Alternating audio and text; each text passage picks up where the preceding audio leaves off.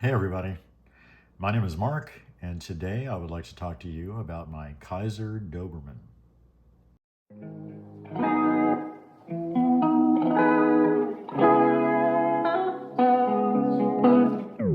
All right, so the Kizer Doberman. I just got this knife a couple of hours ago, along with James Brown over here. Great show tonight, buddy. Uh, I can already tell that this knife I'm going to be carrying all the time. This knife is kind of perfect for what I would consider for my EDC. This knife has a 3.6-inch blade, and the cutting edge is 3.5 inch, and it is all belly.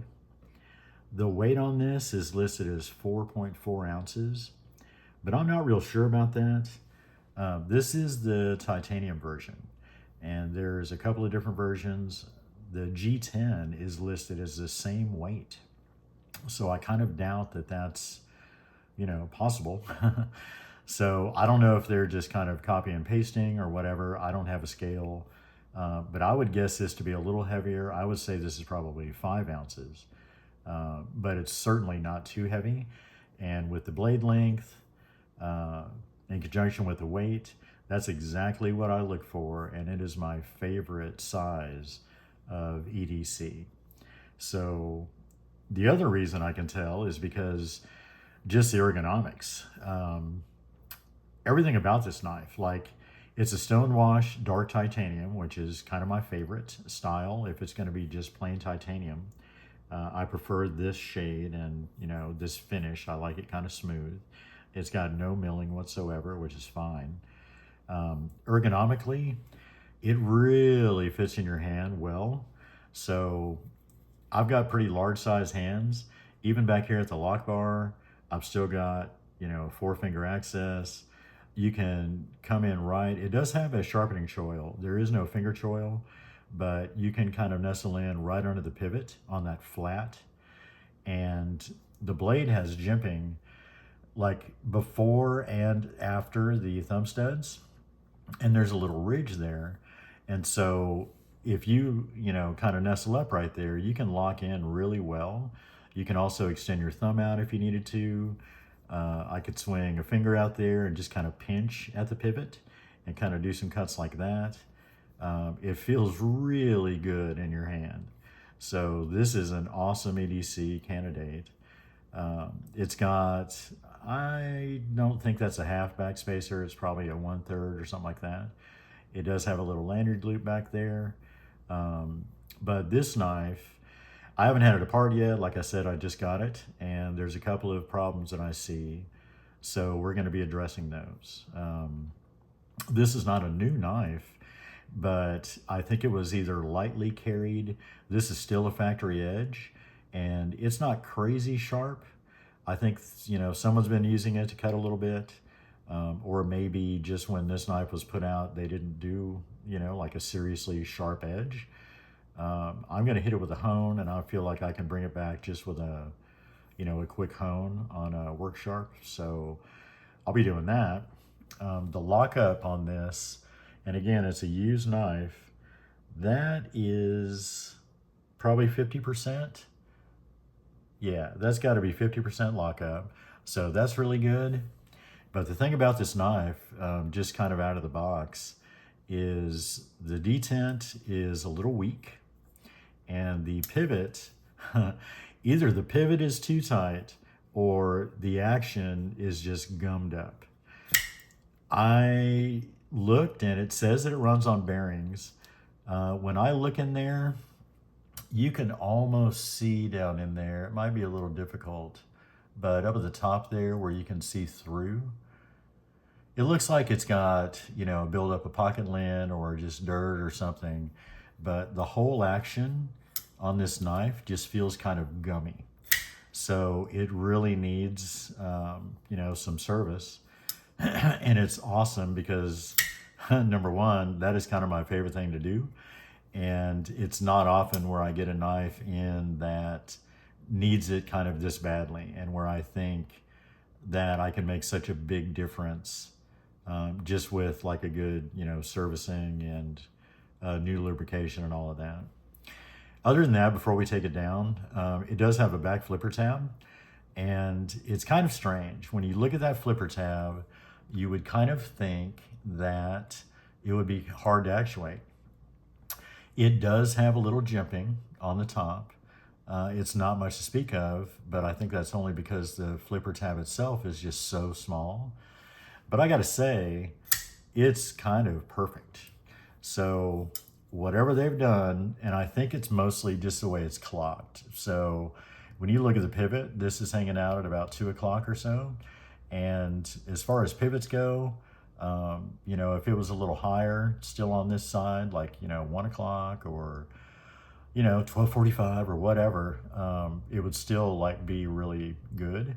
When it gets down about 3, like if it was down lower like this, it could be a lot harder to actuate. You don't get the throw and the leverage from having a little lever out there, basically. So this is, I think the reason it works so well is just because of the positioning and the clock, basically. So it does work, but the action is so bad right now that it's kind of hard to tell. It doesn't really fire out there the way that I want. And again, it just feels gummy. It feels like there's either something's too tight or there's just a ton of stuff in there. So we're going to take this down real quick. And it's going to be, like I said, just quick and pretty easy because this is 2 screws. There's one body screw, and that's actually the pocket clip screw. And then the pivot, and that should be it. Those are nested liners, and the lock bar itself is nested. So everything's happening inside. I could take this off and find something else going on, like the liners are attached to the inside of the scales, but it's titanium, and I'm thinking it's just going to be that easy. So we're going to take a look real quick, and that feels like a T8. So we're taking that off, and that is definitely the pocket clip screw because it is 1.5 yards long. I'm not sure what else is going on here. I almost want to say, because this isn't nested into the liner, so I think there's a second screw on the other side of that pocket clip. So we're gonna have to see about that. This is the lock bar side. I'm gonna try it from here. Usually, if this is a captive pivot, it's usually captive on the show side, which, I guess if it wasn't for the pocket clip, both of them would be. But it's usually captive over there, and then this one's loose. So that looks like the way it's working out. So I'm gonna pull that one pivot screw, and then we're gonna lift that off. And it is just that easy. And the oil content in here is just redonkulous, man. So I don't know if they were just oiling the pivot over and over and over again, and it was just running all through the knife. That is a lot. And there's lint and somebody's eyelashes in there. So that's kind of crazy. So there is actually a couple of hidden screws. So they've got a screw in, and it looks like it goes through the back spacer, and that's holding this liner in. And this is the lock bar side, and so you can see it's a little springy, and that's putting tension on the detent. So we're gonna go ahead, this is disgusting, so we're gonna go ahead and we're gonna have to clean as we go because damn. So we're gonna wipe all the old crazy whatever. Looks like the underside of a car that's got an oil leak for about 10 years or something. So we're cleaning this up, and I will say, because the liners are nested, so there's pretty good internal milling, if for no other reason, just to accept the liners. And there is not another screw that's involved in the back of that pocket clip, but you can see that triangle, and so it's just kind of pressed in there. and it's pressed in just that tight where, and there's another one on the other side, and so you could swap that around. I was wondering why when I took this pocket clip screw out, under that screw head, there's a big triangle there. So that's the reason. It keeps it pinned in place. And if you've only got one screw, it's gonna, possibly swivel. So they've got it kind of pinned in place with a triangle shape. So that works out really good. I could probably tap that out of there just to say that I've done it, but there's no real reason. So I'm just gonna let that ride. Before I take this apart, all of this oil that's in there, I'm gonna go ahead and clean up a little bit. This is a dirty knife. Wow, okay. So now we're gonna take this lock bar side insert out, or away from the back spacer. And those screws at one time had a little Loctite on them. It's been a couple days. All right, so there is a D shape in the end of that lock bar insert. And as I said when we first started, this lock bar is a little, or the detent's a little weak. And so I'm going to increase that just a little bit. But I can see now, since I've got it open, like why it was so gummed up. So it may not need much, but it's going to get it. So I'll do that back when we're kind of reassembling. This has fantastic bearings. So plastic cages, I kind of like. I've mentioned this before, but and that's one thing about my videos, just real quick, I can't assume that if I'm doing like my 10th video and I'm discussing something, I can't assume that someone that's watching it has seen the previous video where I may have mentioned it, So part of, I've mentioned before, and, some of you people don't know that, but I have mentioned before that I used to teach. And so part of teaching, any curriculum, it doesn't matter what you're teaching, you can't assume that people have seen what you're talking about, So it's like if I was teaching economics 101, right? There's someone that's writing, their master's thesis on economics, they would find that boring and they would have seen, all of it or whatever. And so it's not really going to apply to them, but I can't assume that, or kind of guess who's going to watch these. So when because I like to teach people things, I did it for a long time. So it's a lot of fun for me. And part of that is I want to make sure that everybody gets it. And if there's somebody in the back of the class or someone that's new to a video, if they're watching something and they got some questions, I'm going to take a second and kind of answer them, even though if you've seen previous videos of mine, that question may have been answered. So that's kind of why I do this. It can seem a little redundant to some people or whatever, but that's what's going on. So please don't get offended or act like I'm covering the same thing over and over again.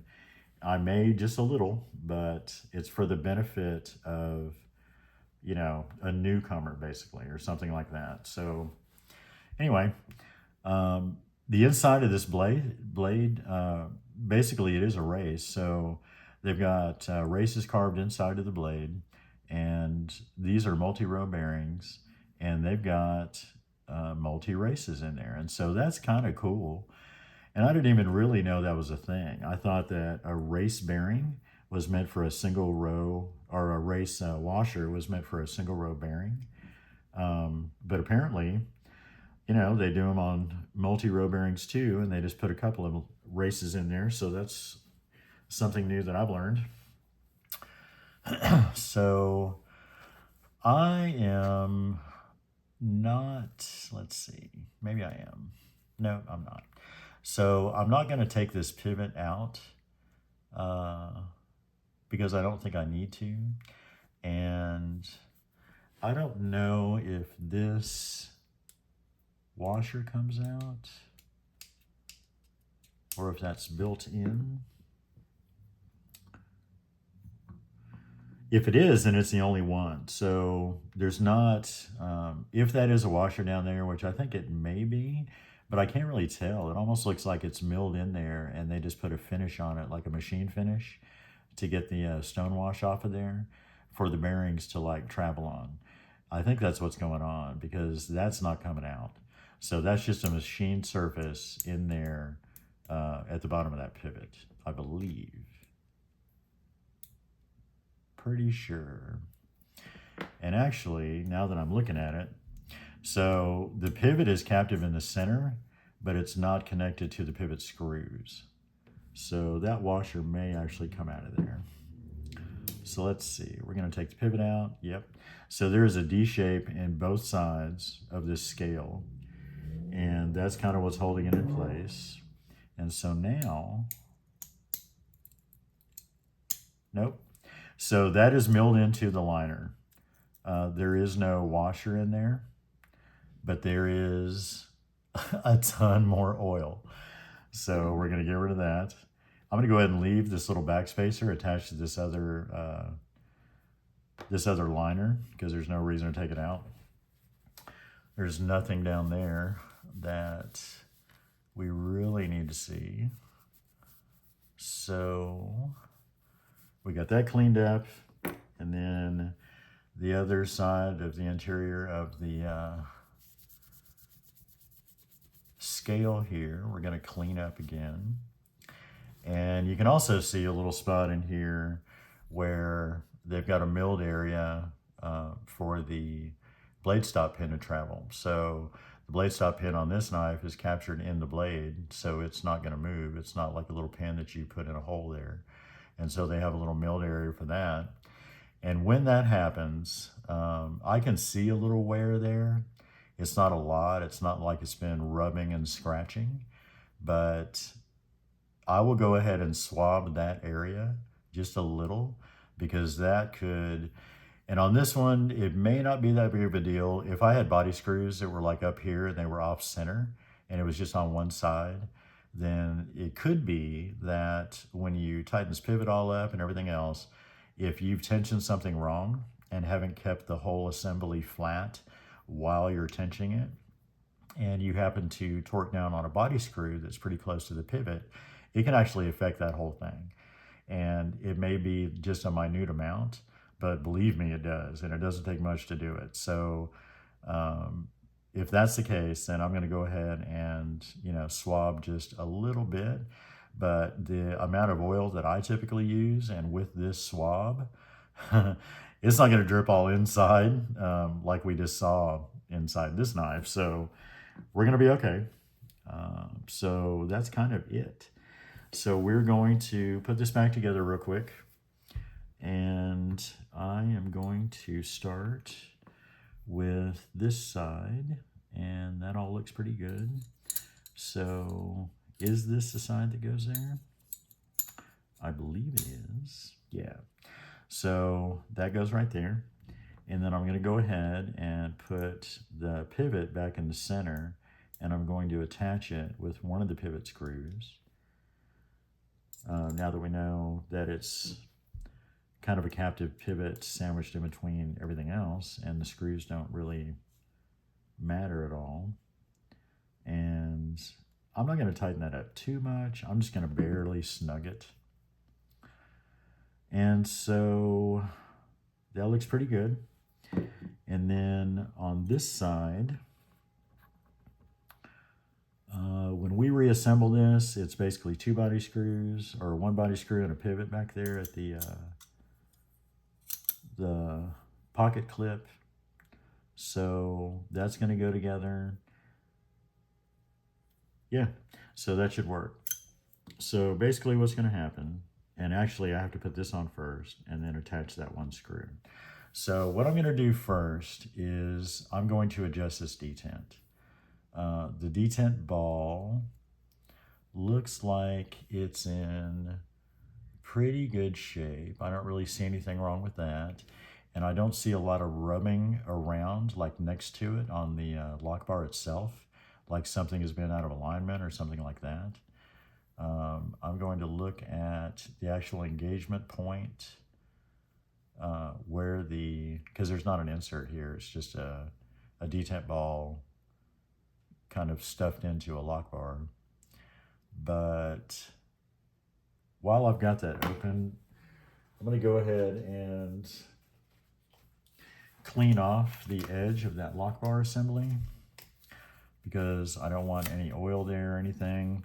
I actually had to do this on, was that James Brown? I think I had to do this on James Brown because his lock bar was terrible, but this happened to solve most of his problems. So we're going to wipe that off and make sure that it's really clean, and then that's going to evaporate and it's going to leave it just bone dry, and that's kind of what we want. So, all right, we are moving right along. So I'm going to go ahead and swab some oil in that blade stop pin groove, and then I'm going to oil the pivot.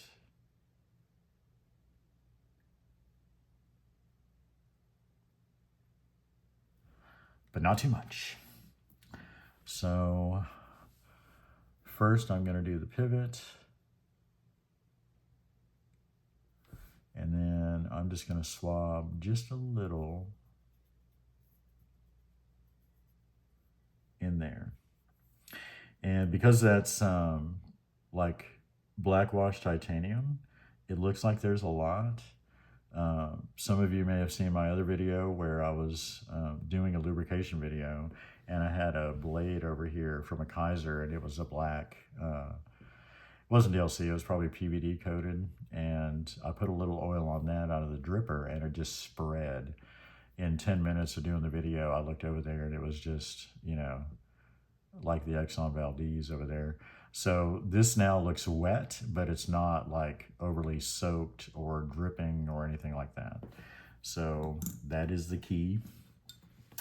So we've got that going. Let's see, there's another one over here. So before I put this on, because I'm not going to oil those washers because it doesn't really need it, but I'm going to draw kind of a smiley face in here. And it almost looks like I'm using a Sharpie, but I'm not. So got that. And then we're going to do the bearings real quick, which again, I like plastic cage bearings because they stay slick just because they're plastic, and they will hold a lot of, you know, especially these multi-row bearings, they're going to hold a lot of oil in there around the bearings inside the cage, and that's where we want it. So we are putting that on there. And then we're going to put our blade down. Like, let's see. I'm going to hit this real quick.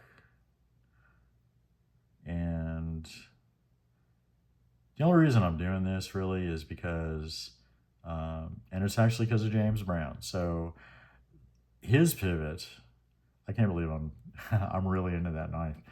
So the pivot on the Concept was, it looked like it was wearing unevenly, and the wear pattern didn't match the thickness of the blade stock.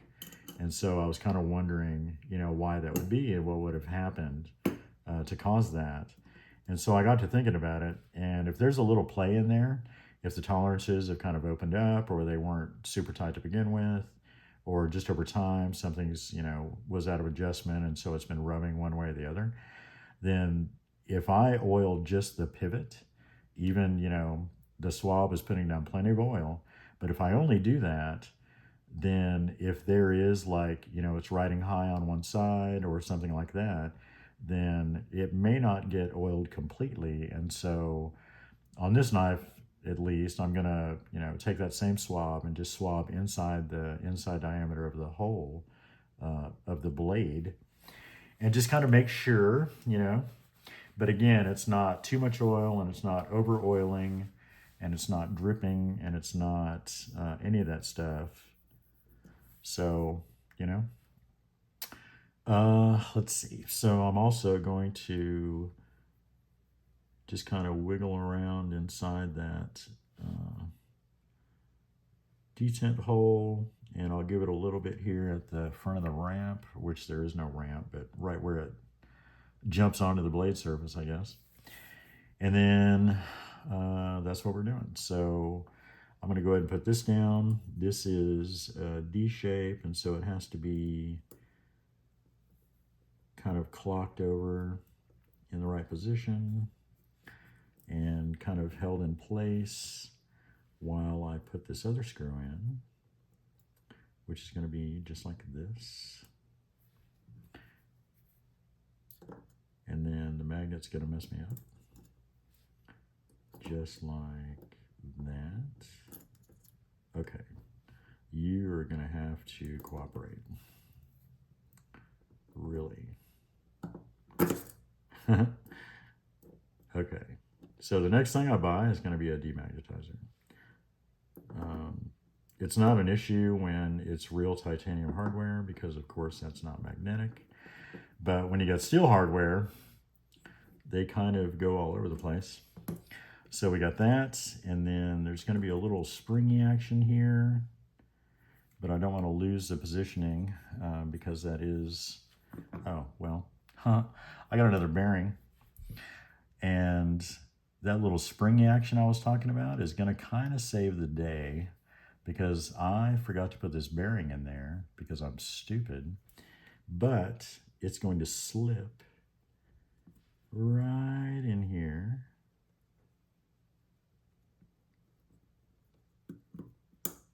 Haha, just like that. So I ended up not looking quite so stupid. All right, now we're going to put this back on, and we're going to hold it all down, and this is all correct. We're going to put this pivot screw back in here.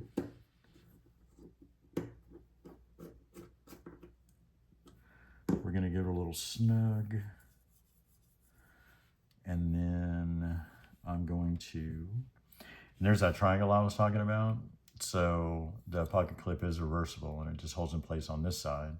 And that's one of the reasons why they gave us such a big shoulder on this bolt, basically, or screw. It's kind of it's a bolt.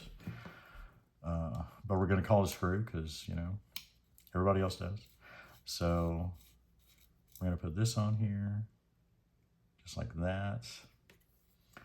And there was another problem that I forgot to mention, actually, the pocket clip. So we're going to address that here in just a second. So the blade centering looks great. We're going to see. Oh, well, I actually forgot to adjust that detent, but it could be that cleaning it, because before, let me make sure there's not any, yeah, there's no blade play, but before I could not get the blade to go back in its handle like this. Like I could shake it and I really had to force it to get it down there, but it's not that way anymore. So I would say that the pivot was just too tight, because now it's actually working really well. So we're going to adjust it a little, and it is captive in the center, so we don't have to do anything special except address both sides. And it is washers. That's why it's so unbelievable that the pivot was too tight, because usually you can really crank down on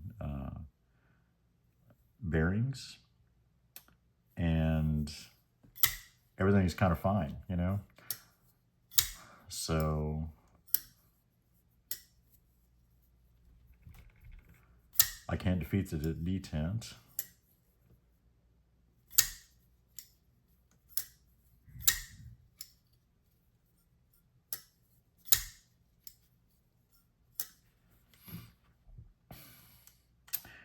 It sounds like scissors. I don't know what it is. I don't believe it's rubbing anywhere. I didn't see any rub marks or anything like that inside the pivot area. Um, but it sounds like it's rubbing somewhere.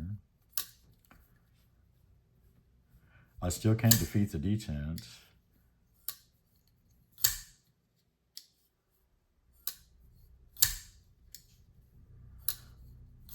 Yeah, that was it. So the detent is fine. That was just something with the lubrication or the tightness of the pivot, because this little back flipper is screaming now. I think it's a little loose.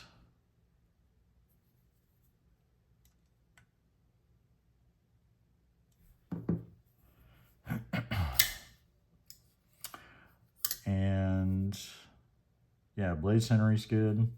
Okay, so we're gonna do two more things actually. So since I'm having to run these pivot screws, not super tight, right? Usually I would. On bearings, you're able to really compress those bearings, and it, you know, if anything, when I'm done putting a knife back together and I snug them up really good, sometimes I'll have to go back and even tighten it a little bit more to get it tuned the way I want. This one, I actually, like, it's super drop shut, but it's kind of bouncing back out of its detent. So it's going to take a little bit, and these are not super tight, right? I don't know if these would work loose or not. Usually I don't really have to worry about it on bearing knives, but for some reason I think these would. This one seems like it's loosening up, you know, just with a few actuations. And so what that means is we're going to use some Loctite. So that is just going to take a second. I did not put any oil or anything inside there, and so we shouldn't have to worry about anything like that, keeping the Loctite from, you know, solidifying or setting up or whatever. So we're going to go ahead and do that. And I just wiped that screw off and I didn't see anything really coming off of it. So basically, we're going to throw a little Loctite in here. I'm going to get another swab that has not seen oil. And the way I do this is a little different than some people. What I'm going to do is get some of this Loctite, and this is a gel material. It's not liquid, obviously. And so I'm going to get about this much, right? I'm just going to kind of go around and gather up a little bit as evenly as I can. And then instead of putting it on the screw, where if I try to put it on the screw and work it into the threads and everything else, as soon as you put it in the whatever hole that you're trying to tighten it up in, it starts pushing it back towards the head of the screw, right? It runs in the threads, some of it gets captured in the threads, but the whole time you're screwing it, it's like mounding up, you know, and it would be hard to see, but it's mounding up and it's just riding up that thread stock to the head of the bolt or screw. And so I find that it's a lot better to actually put this inside the pivot on the female side in those threads. And when you do it that way, then when you start screwing that in there, it's going to push it the other way. So I don't know if you've seen some knives or whatever, when you take the screws out and there's, you know, like all in this area right here, all around that little inset is full of Loctite material. It's all dry and it's just caked up all over the place and it's just a mess. It makes it hard to adjust and it makes it hard to get the screw back out. So, you know, I don't like doing it that way. So we're going to do it this way because it's my video and we're going to do what I want. So I got this. So I'm going to do one more. I'm going to wipe this off just for habit. I don't believe it's full of oil, but this was a pretty oily knife, so there's no telling. This one was dirty. There was probably a little oil on there, but that's kind of important. You want to get as much oil off whatever you're Loctiting as possible before you Loctite it. So we're going to gather up a little more. And the way this pivot is, any excess that's getting pushed down inside is going to rest kind of between the two pivot screws in the center of that pivot. And so it's not really going to be an issue for anything. Unless, one day you just had a lot of time on your hands and you really wanted to clean your knife, in which case you would take those out and then you would have to clean the inside threads to see if there was any buildup there. And I don't even know if I'm that obsessed to do that, but you never know. So we're putting that back in, and what I'm going to do is do like a snug and a snug and check the blade centering, which looks fine.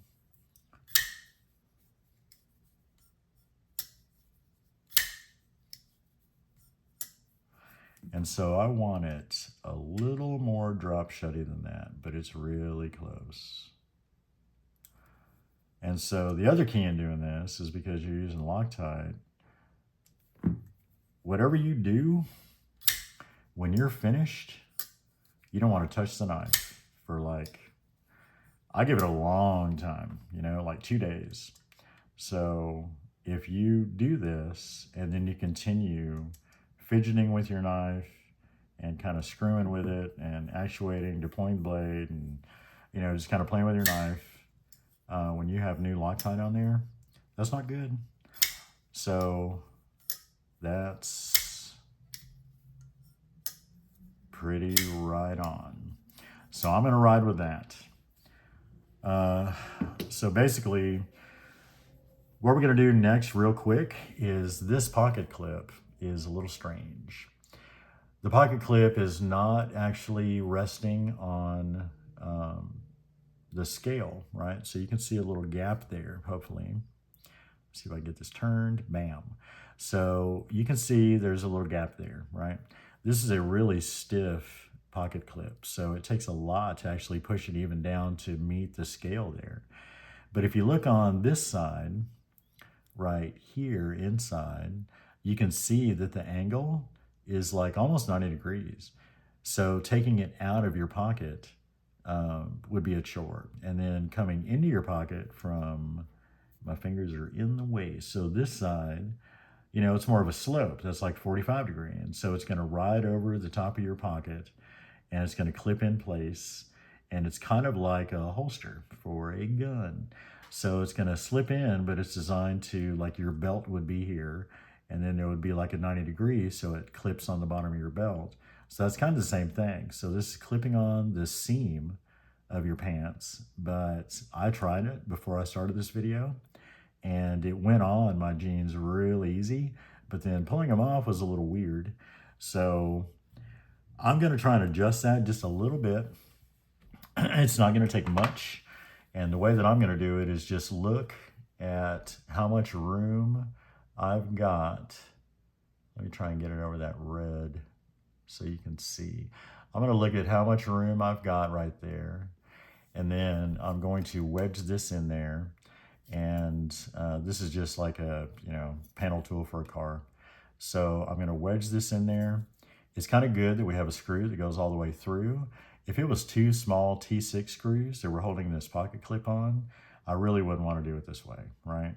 I'm putting a lot of stress on those 2 little tiny screws, especially if they're just like, they threaded it directly into the scale or something like that. You wouldn't want to do this, but this is good enough. That's a huge bolt that's there. And so what I'm going to do is just, because there's tension there, I can just wedge this in and then take it out. And it looks like I got just a little bit extra on there. And that is what I want. So that's it. So I'm going to wipe this down real quick, and then we are going to get out of here. So again, I feel like this is an excellent EDC option. It's not that expensive. I think this knife is about, you can still buy it. I think Blade HQ has this model with the titanium, and it's on sale. So it was like over 200, maybe 225, something like that. And it seems like it is about 160 now, 170, something like that. But this is a great size for EDC. The action on this knife, now that we've tuned it, is fantastic. And I actually like this knife a lot, so I'm going to be carrying it quite a bit. So I hope you guys enjoyed this video and got something out of it. And again, thank you very much for watching. Have a good one.